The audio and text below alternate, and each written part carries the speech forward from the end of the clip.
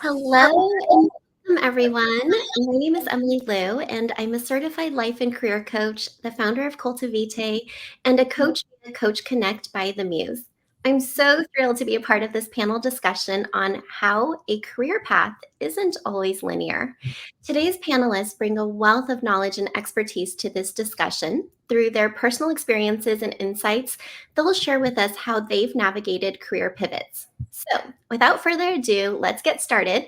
I'm joined today by Pamela J. Hall. She's the Vice President of Marketing at Enovis Corporation, and Mona Tawakali, the Chief Strategy Officer at Recruitics, and Jenny Galluzzo, the co-founder of The Second Shift and Head of Brand, Content, and Community. Welcome, ladies. So, I'm so interested in hearing about your personal experiences with career pivots. If you've made a career pivot, we'd love to hear, when did you know it was the right time to make a pivot, and how did you navigate this process? I'd actually love to hear from each of you, so let me kick it off to you, Pam. Sure, thank you, and thanks for having me. Certainly, I've made career pivots in my 28 years, and I think one of the powerful tools to helping me do that is through my mentoring relationships at work.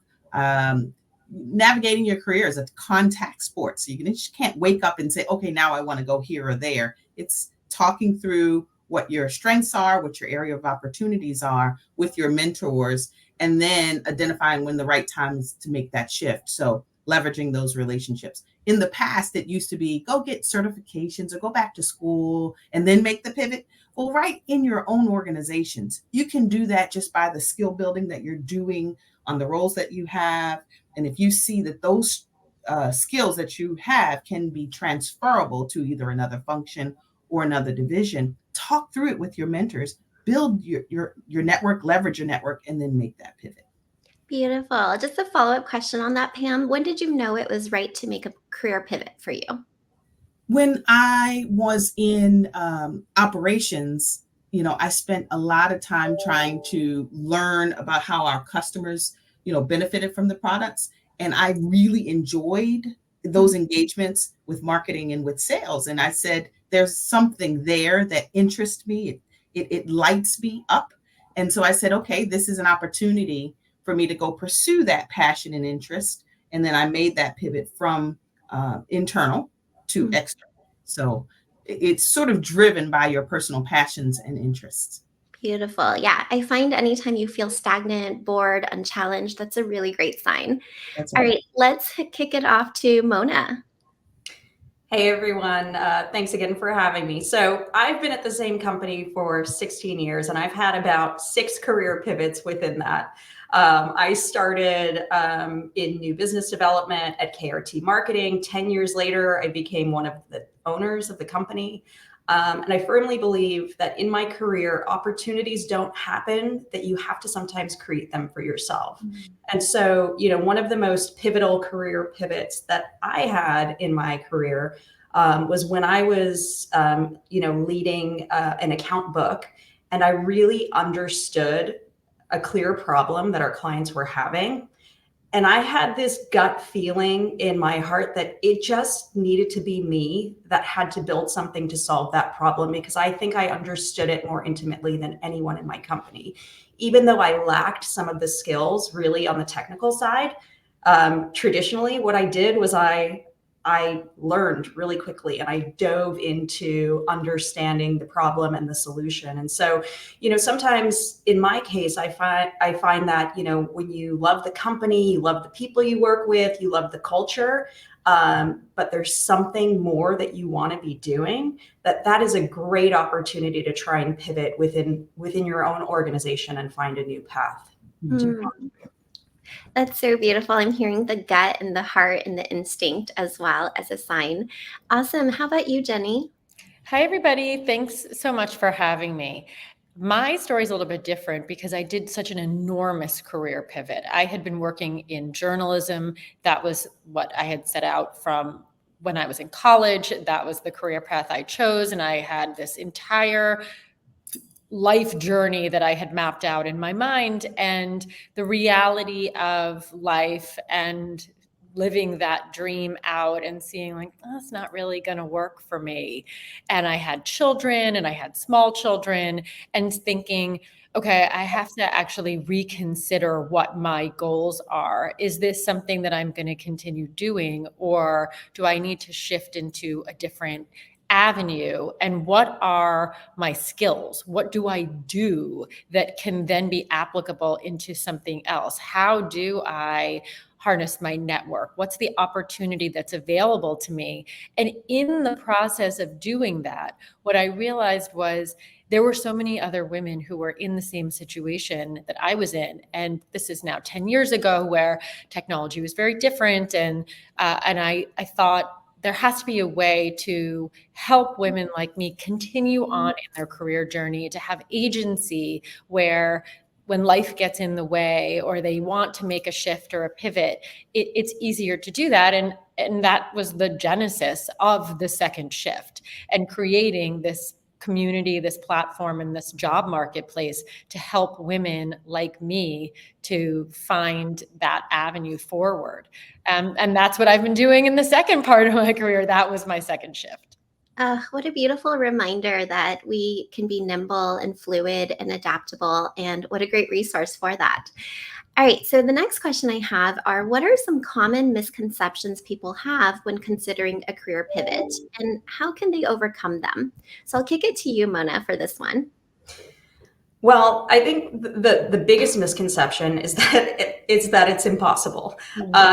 It's not impossible, it's hard, but you have to be an active participant in making it happen. And, oftentimes what we tend to do as women is we focus on what we can't do. But I think that you cannot let that interfere with what you can do. And so, on this point, and I know others on the panel probably have other misconceptions and ways to get over it. Focus on the skills you do have and how that makes you uniquely qualified to pivot and bring a new perspective to a role. Beautiful. Yeah, I always say it's not a mistake that you want this new idea or this new role. So you just got to lean into it. Let's go over to Pamela. Yes. I think one myth is that people assume that people will automatically tap you. You think that this is like the NBA and you're going to get recruited to go make pivots. No pivots. You have to articulate your interest. No one even would know in your mind that you're ready for a pivot from operations to sales or journalism into branding and marketing. They don't know that that's what you're thinking. Mm-hmm. And so it's not a tap on the shoulder. It's real work, and it's articulating what you want. I would share with you, my kids were all born preemie, and we were in the neonatal intensive care a long time, and everything worked out well. But I went to one of our divisions for an event, a separate event. And I walked into our GE offices in Maryland when I used to work for GE, and it was the incubator there. Right then, something inside of me said, leave my really cool job that I had been doing for 4.5 years and move my talents to healthcare. It was like, I want to work in healthcare. I'm an electrical engineer by training. Med device is a thing. I love it.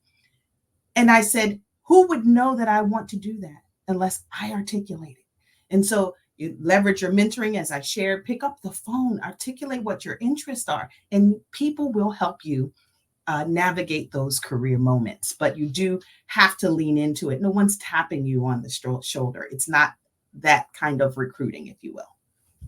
Ooh, yeah, declare it and share it. And don't assume anyone is a mind reader. And you never know who's there that can connect you to another person, or if they're hiring themselves. So Correct. Incredible. I love that. Mm-hmm. Okay.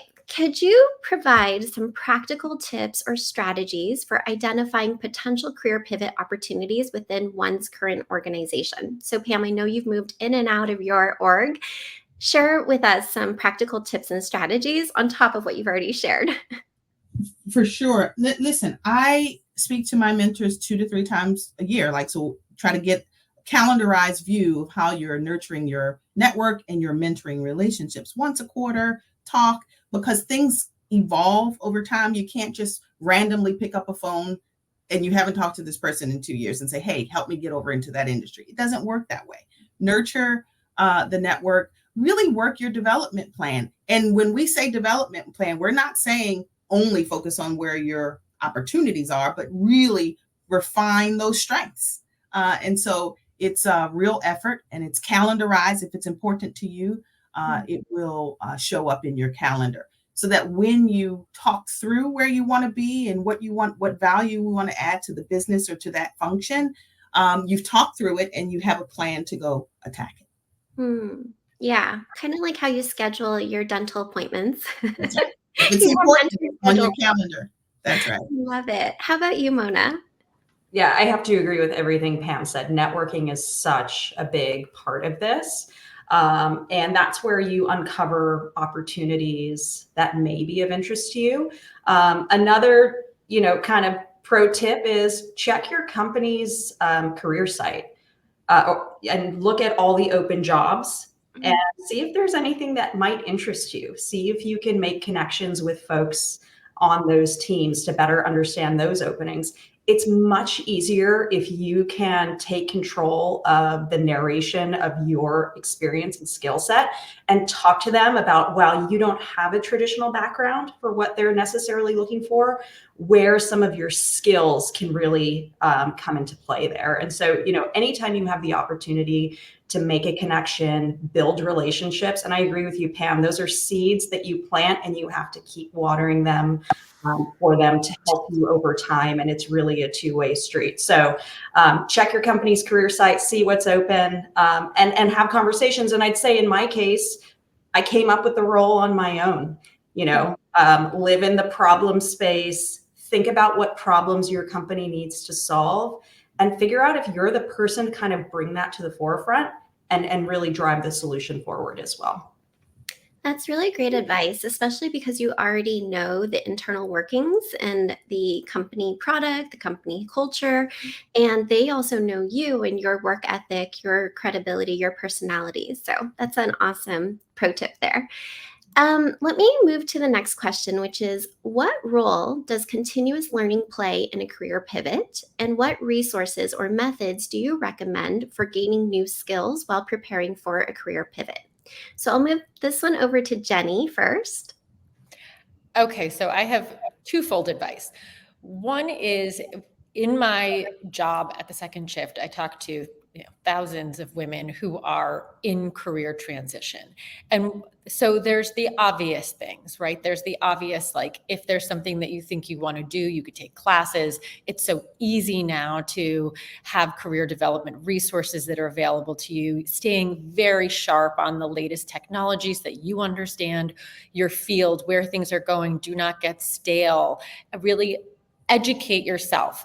Educate yourself in the terms of like what your network, and making sure your LinkedIn and your resume, and you're putting out articles and you're using all of the free tools that are available to you to make sure that you are out there and be on top of your game.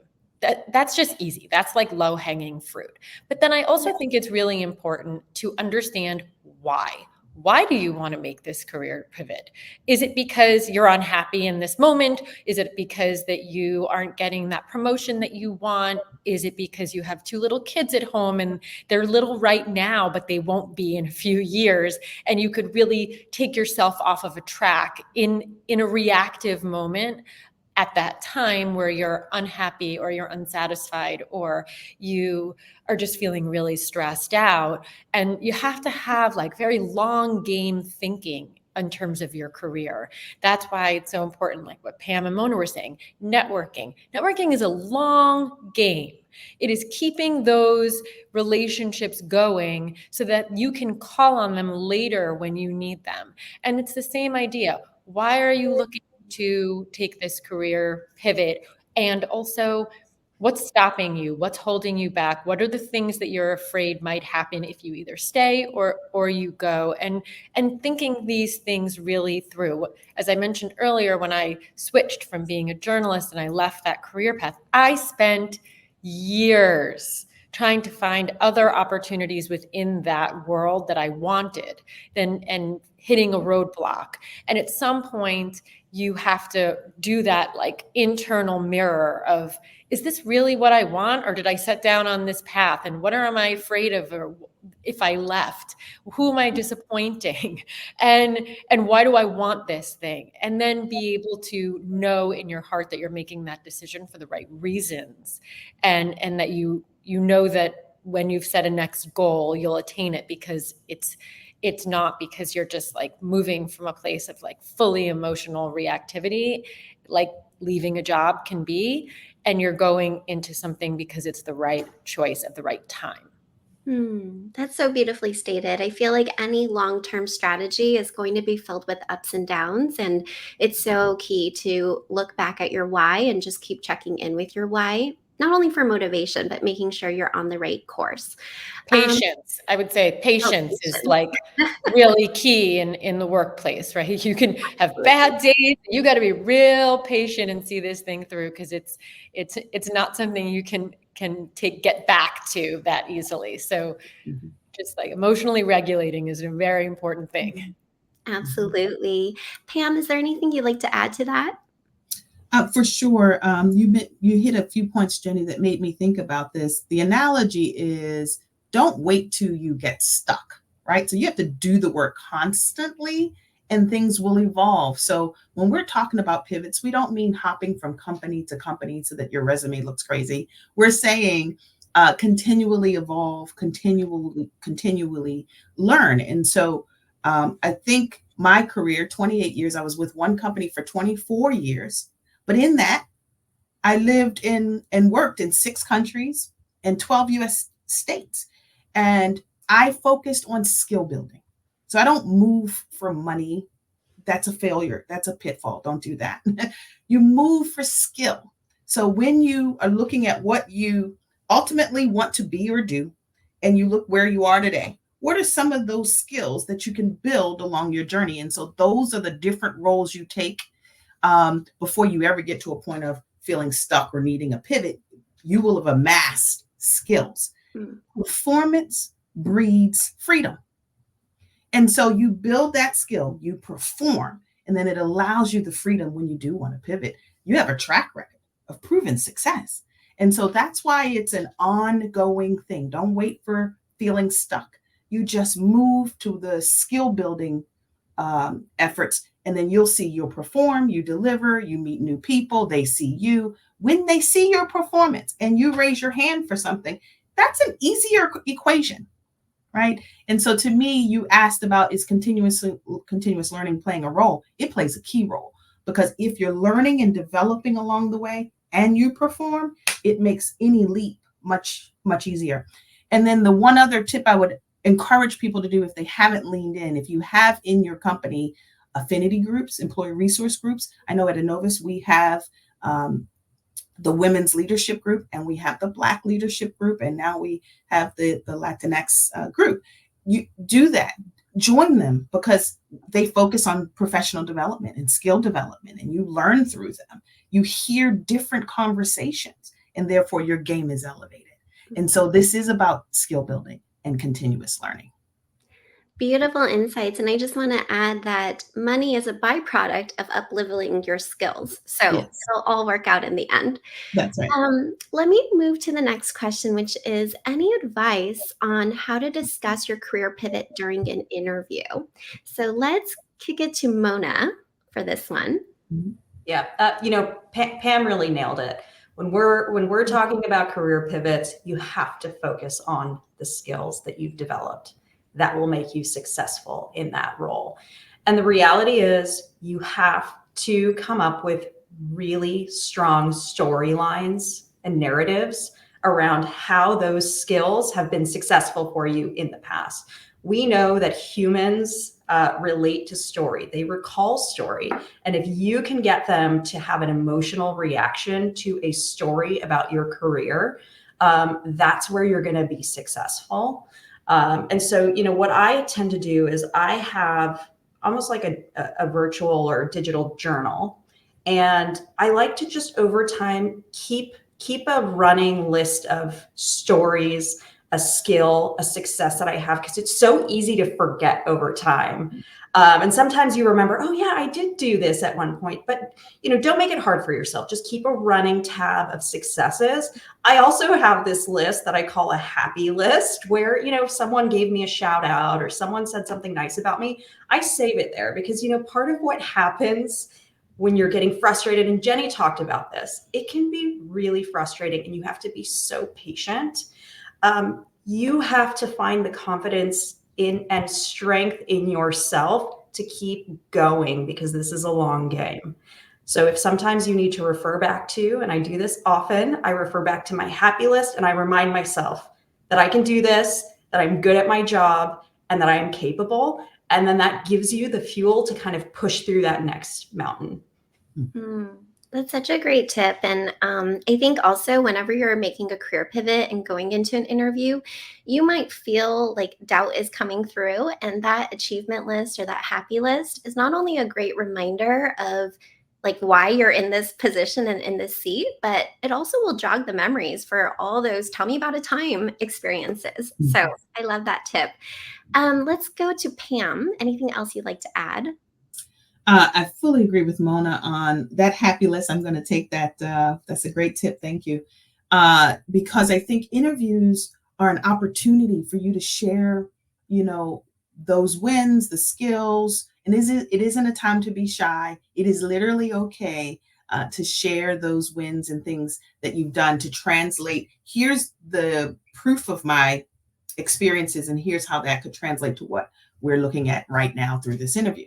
The other thing I always say to myself and to my mentees, interviews are not therapy sessions. And so when you're trying to explain a pivot or what happened here or there, look for the positive in that story. There was a positive that you got out of it. That's the time to tell that. So it isn't the time to go back through what got you there and made the pivot. It is really the time. I made this pivot, and here are the skills that I learned, and here are the things that are transferable. You got 35, 40 minutes in the interviews. It's a time to shine. So tell the story and really articulate why you're the right person for the next thing. And you can do that by building on the skills you've gained. So beautiful. And I just want to shout out Teo because she said, someone says you should keep a ta-da list. I like that. All right, next question. How can individuals effectively communicate their transferable skills and experiences when transitioning to a new industry or role? So let's hear from Jenny on this one.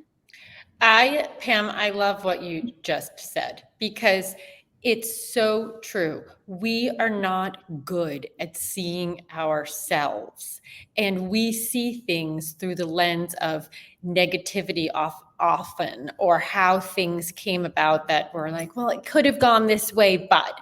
And in an interview or when you're talking about your transferable skills, you need to reframe everything into a win. And I think what's really hard with women, and I've seen this from like women who are CEOs leaving businesses to women at the beginning of their career, is that you lack confidence in your story. And when somebody else is hearing it, they're like, what are you saying?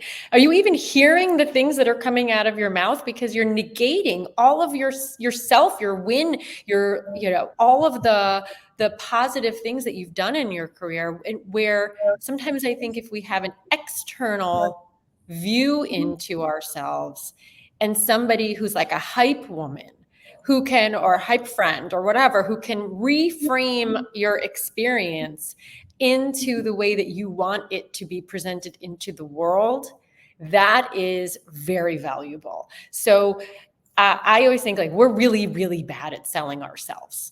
You're really bad at negotiating for yourself, and you're going to be really bad at selling yourself. It's why I always recommend somebody else write your LinkedIn, somebody else write your bio. Emily, you're a coach, this. And I do this with people all the time where it's like, just tell me what you're thinking and feeling about yourself and your experience. And what I'll do is like mirror that back to you the way that it should be heard and said and how you should feel about it. And then you go off into the world with the confidence of that like superpower. And that's who you're selling into the whatever interview thing that you're talking about your transferable skills. It's not like, oh, well, I did this and now I did this, but I really want to do this. It's like, here I am and I'm amazing. And I used to do this, and here are the skills I've learned, and now I'm going to do this thing, and here's why it's going to be a huge value to you, employer, because I have such, I am so powerful, and I have learned so much, and I have done so much, and I'm really eager for the opportunity and hungry to prove myself. And so I think like having that another person tell you what you would tell somebody else about themselves is just what you need to hear. It's like having a real live to-do list or happy list, which I love. It's like you could write all that down, but it's hard to feel it and to know it. And so sometimes you just need somebody else to tell you it. And it can't be like your mom, because your mom, no one ever listens to their mom or probably their spouse. It has to be like somebody who you respect and somebody outside of your life enough who you respect professionally, who can really reframe who you are, what you've done, and what you have to offer. Yeah, Jenny, you're hired. I love the energy right there. And I want everyone listening right now to take "I just" out of your vocabulary. Like, I just created a company-wide memo. No, you created that memo. So take it and own it. Own it. Let's head over to Mona. Anything else you'd like to add? I love that, Emily. I'm going to write "just" with a circle around it and an X through it and just put it on my monitor so I can remember that. That was great. Jenny, I agree with you. And you touched on this as well, Pam. It's a team sport, and don't be afraid to ask others for support. So about 4 years ago, I invested in myself in that I got an executive coach. And I really needed someone to be honest with me about what I was good at and where I could use some development. And one of the first things that he did was a 360 kind of interview with both my boss, my peers, people that reported into me. And it was very surprising when you read what people think your strengths are, because they're not necessarily ones that I would have put on a list for myself in an interview. And I thought that was very eye-opening. So, maybe you don't need an executive coach to formally do this for you. Maybe you can just ask people, what do you think are some of my strengths?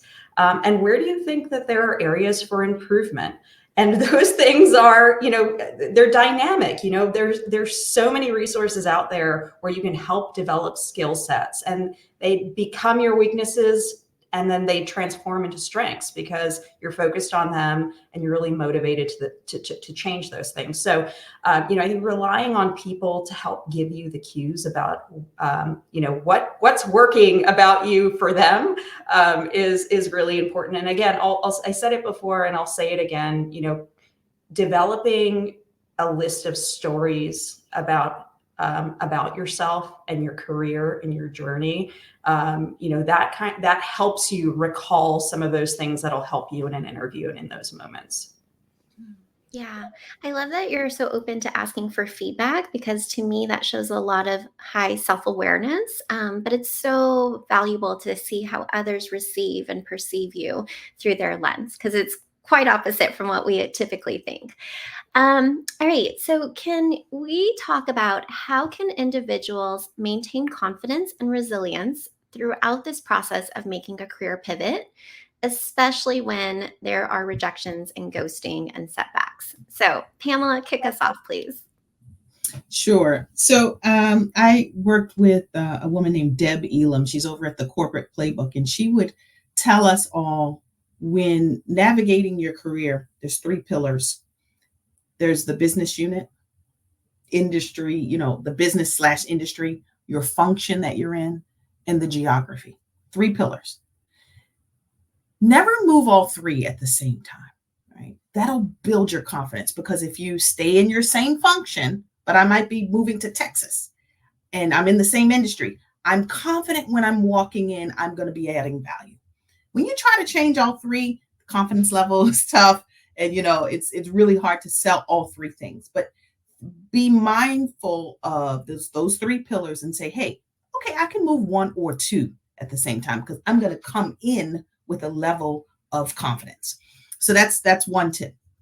Be mindful of those pillars. The other piece is, when you're trying to maintain confidence, when you're making a career pivot, I think you have to continue to ask those questions of your network. If you're interested in going into, I'm in healthcare and I wanted to pivot to oil and gas, let's say, that'll never happen because I love healthcare. But if I wanted to get into a completely different industry, spend the time to do the research so that you can increase your confidence and your level of knowledge. LinkedIn allows you to say, who in my friend group works in that industry or in that company. Leverage that. Pick up the phone and say, okay, talk to me about what are the priorities and what's going on in that space. I want to beef up my knowledge here because I'm pursuing X. So don't go in cold. Build your confidence by the knowledge that you have, leveraging your network. But then also be careful and are very purposeful of what you will pivot. I'm going to hold on to healthcare, then I'm going to go from East Coast to West Coast. I'm bringing something to the table. So I can be more confident in pursuing that because I know I've got something to offer. If I want to stay in Texas, in marketing, and I want to go to oil and gas, I'm a little more confident. I got marketing. I know what I'm doing. I know the space and the customers in the space, and then I can pivot. So be purposeful about when you're making a pivot so that you can have confidence as you're pursuing those and leverage your network. Beautiful. Mona, I'd love to hear from you as well. Sure. I'd say that you have to be the number one cheerleader for yourself. And that's really, really hard to do. And Pam, you said it before. People are not mind readers. They don't necessarily know what you want. You have to make it known. And this goes back to the way you beautifully said it, Emily. Declare it and share it. Number one, be the advocate for yourself. Even if your voice shakes, even if you're nervous, do it, because it's not going to happen unless you are the driving force behind it. Secondly, no is not a no forever. No can be a not right now.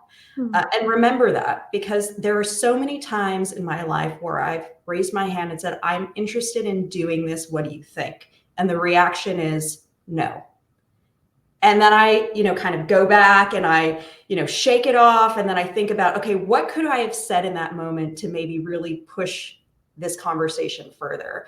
And I wait a couple of weeks and I approach it again, or I'll use an example of something that I did that really points to why I'm a good fit here, or why this is the right decision for me, and why it's the right decision for the business.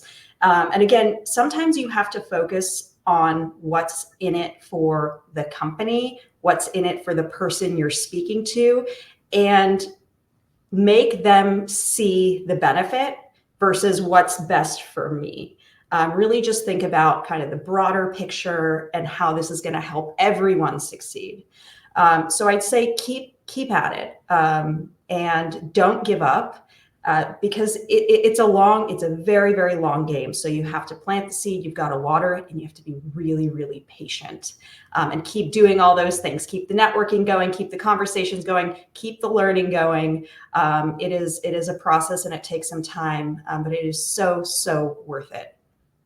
Beautiful. I heard no means not yet. And I just really want to chime in on this one because I work with a lot of career pivoters that are facing rejections and ghosting and setbacks. And one thing I always want to make sure every job seeker and career pivoter knows is that you need to set your expectations for them. Like, it's just such a natural part of the process. I'd be actually really shocked if you didn't get rejected.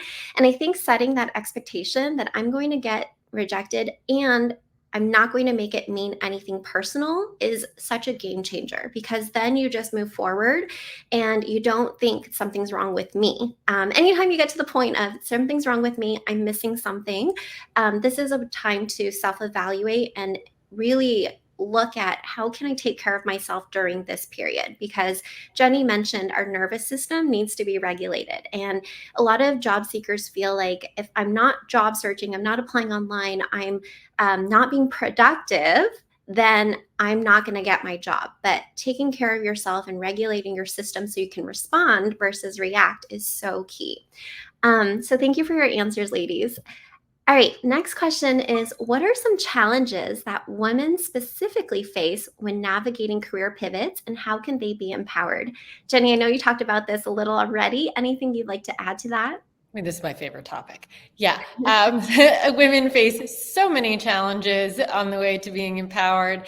I mean, one thing I'd like to touch on with this question is just the idea that, specifically women are usually not generally the people who take the burden of some of the invisible labor of child's care, of elder care, taking care of parents, being in the NICU, like Pam said. It falls a lot on women, if we're talking about traditional, two parents, men and women relationships. But that said, that means that women often take a step out of the workforce. And especially we saw this in COVID, the numbers were enormous with women leaving the workforce to care for their families. So when you're thinking about going back into the workplace, or how to navigate the ability to take a break, maybe you're not on that like rapid career path at certain points of your life, and you need to kind of take a step back and take an easier route to get there for a little while. This is where it gets tricky for a lot of women, because you're caught up in life, your confidence really takes a hit, you don't see a path forward. And I talk to a lot of women who hit that wall in their mid-career, and because that's sort of like when the burden of children and parents, or taking care of family, a lot of the personal stuff comes up at that time.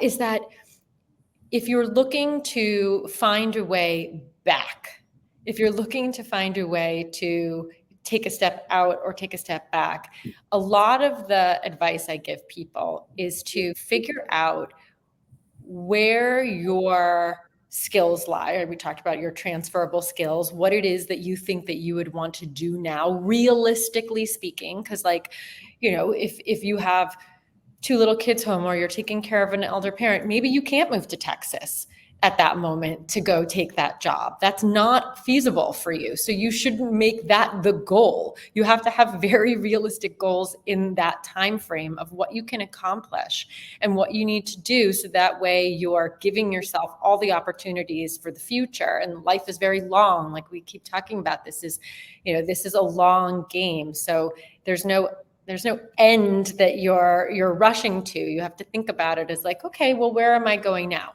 So here's the hack that I always tell people who are looking to figure out how to get something fresh on their resume, or find an opportunity in wherever they are at that moment.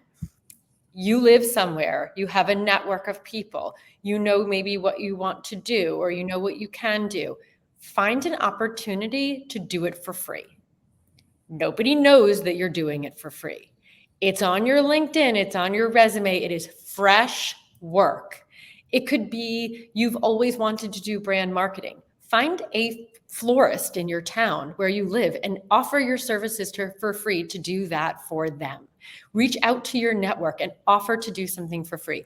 It's also a great muscle to exercise, to keep busy in the moment when you're really struggling with whatever or dealing with whatever personal stuff you're dealing with, to keep working, to keep that muscle memory going, to feel really empowered, and to feel like you have agency in your life professionally, even when you don't necessarily feel like you're on your game, if you've had to or want to. I mean, people do things for lots of different reasons, but if you've taken a step away from that like linear career path. Beautiful. Yeah. Olivier says free is not free. It's intentional exchange of service, exchange of time, for recommendations and testimonials. And I completely agree. Experience is an experience, regardless if it's paid or unpaid. And Jenny, I just want to add, I love what you shared, which is the permission to look at your life and your career in chapters and seasons. I feel like a lot of us go to college and we think we have to pick a major and be that for the rest of our 30 plus years. But we are human beings that lives, and we get to be like, this is my season of being a mom. This is my season of being present. This is my season of adventure. And whatever that means to you, you create your own chapters. Let me move to Pam next. Mhm. I'd like to say the first thing is performance breeds freedom. I say that because if you get that and believe that with me, that if you perform, it gives you it gives you agency to go after what you pursue, right? Because table stakes is great performance, whatever the role. And then I'd like you to think, why not you, right? Your counterpart is not waiting to check and clear off every item on the recommended skill set list. They're going to go after the first one. Oh, I've done this. There's 8 other things, but I've done one and I'm going for it. And so I think we have to get a little more confident of not checking off every single box, but show that you have performance in some of these areas. And I'd like to take that leap of faith. So the third is be bold. Take the difficult assignments, because to me, that shows sort of your confidence in yourself. It shows your grit because you're taking things that other people probably aren't pursuing. And to me, that gets you into some of the goals that you want. So why not you? Be bold and brave and go for it. Don't wait for perfection, but if you perform, it gives you the agency to go for it. Beautifully said. Why not me? And this kind of piggies into an audience question that we received. How many no's do you recommend tolerating before recognizing it's time to move on? Any of you want to take this? Not positive that there's like a specific amount of no's, but I think that you should be well aware of just if you're trying to do something and it's not getting there, maybe it's time to try a different avenue, to just to take a different step to get there in a different angle. Because you could go forward into something that you want. I'll just give an example. Like I wanted to be a journalist for a billion years. That's what I wanted. That was the great passion of my life. And then I sort of gave up that dream because it wasn't getting me where I wanted. And I was getting a lot of no's. And I wound up taking a full pivot to do something else. And then in this experience of being in the second shift, I wind up using all of the same skills and kind of have gotten to a place where I'm doing something similar to what I wanted to do originally. I just didn't think I was going to get there this way. So sometimes you just have to trust the process and don't try to hold on so tight to what you want that you're ignoring the no's and you're not seeing the reality, which is this might not be the time or the job or the opportunity. Maybe you need to think about it differently and be agile and have a little more intuition about yourself and what opportunities are presented to you at that time. Yeah, I'm going to give a yes and to that, Jenny. I couldn't agree more. And it makes me think of that quote, the definition of insanity is doing the same thing over and over again and expecting different results. I truly believe if it is something that you truly want to do, don't give up. But if your approach is not working, try something new, Jenny. I couldn't agree with that advice more. Yeah, I really like the declare your vision, share your vision, and hold that vision loosely because something better might come along. So beautiful job, ladies. All right, making a career pivot can be a daunting and challenging task, but with the right mindset, preparation, and support, it can also be a rewarding and fulfilling experience. I really want to extend a sincere thank you to our amazing panelists for sharing their valuable insights and experiences on how career paths are not always linear and how we can better learn learn to navigate them. And thank you so much to our active audience today for your participation in today's discussion. Stay tuned for our upcoming session, Earn More, Negotiate Your Salary Like a Pro, with Claire Wasserman, the educator and founder of Ladies Get Paid. Thank you. Thank you. Bye.